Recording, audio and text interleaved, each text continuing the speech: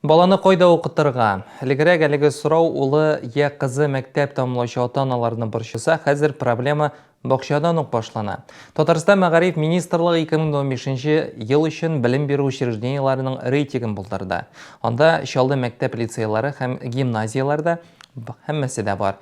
Һәр ата-ана әлігі рейтингны қарап, мәктеп һәм оқытушылар эшчәнлеген бәялей ала. Теманы хәбәрчебез Ләйсән Ханова дәвам итә. И никакой повсеместной отмены крепостного права при Александре Первом мы не говорим. Хотя проект был, но он остался всего-навсего проектом. Александр Пушкин исемендәге 78-нче лицейда гадәти тарих дәресе, 11-нче сыйныф укучыларына ширек гасыр стажлы Наталья Каранаева дәрес бирә. Лицей Мәгариф министрлыгы тарафыннан төзелгән рейтингта 1-нче урында. Укучылар да үзләренең иң абруйлылардан саналган белем йортында укулары белән горурлана.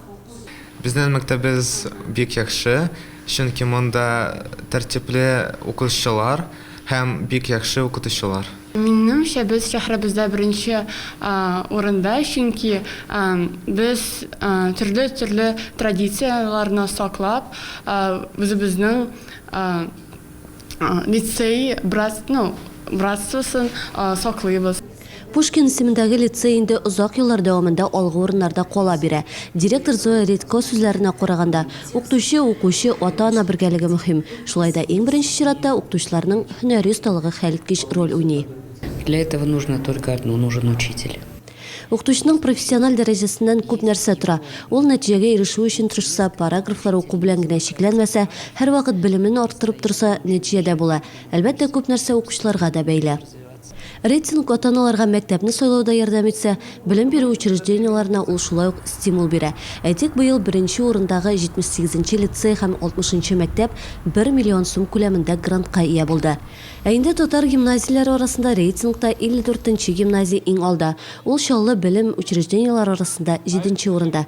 Бирдә фәннәр нигездә татар телендә укытыла.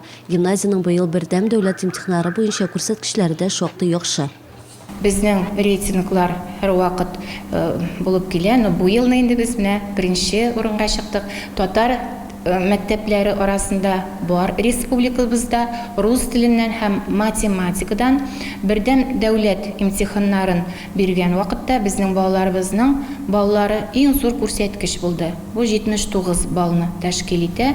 Әмнә 29-нчы гимназия рейтингта иң ахыргы урында. Аның быел хәтта статусын үзгәртү турында да сүз барган иде.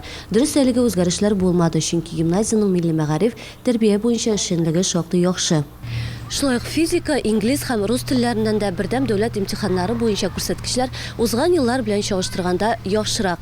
Әмма математикадан укытучыны алыштырганнар, чөнки нәкъ менә әлеге фәннән имтихан күрсәткечләренең начар булуы рейтингка йогынты ясаганда инде.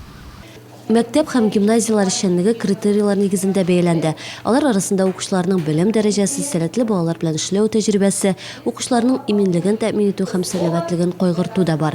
Шуллы мәктәпләрнең рейтингы белән тулырак безнең рәсми сайтыбызда һәм ВКонтакте челтәрендәге төркемебездә таныша аласыз. Ләйсән Ханова, Дмитрий Рачеев, яңалыклар.